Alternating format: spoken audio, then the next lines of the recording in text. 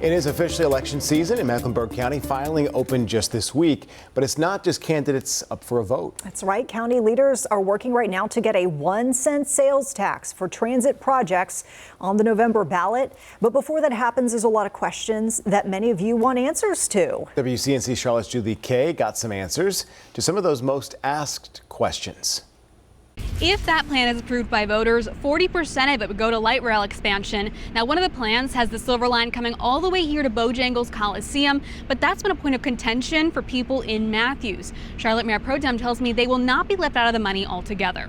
The highly debated light rail getting a last-second green light from the General Assembly. We are doing something unique and innovative. With the PAVE Act now signed into law, if all goes as planned, Mecklenburg County voters will decide this November if they want to raise the sales tax 1 percentage point to 8.25 here in the county. Mayor Pro Tem Dante Anderson says this is just the beginning.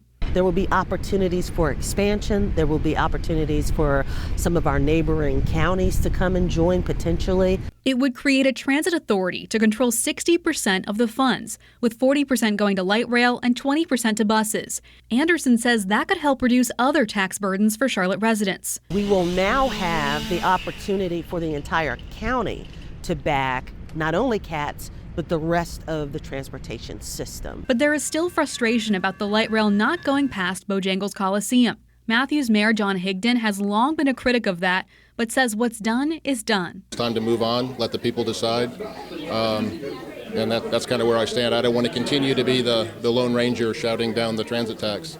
However, there is an option to have the bus go all the way to Matthews, but opponents say that doesn't have the same economic impact.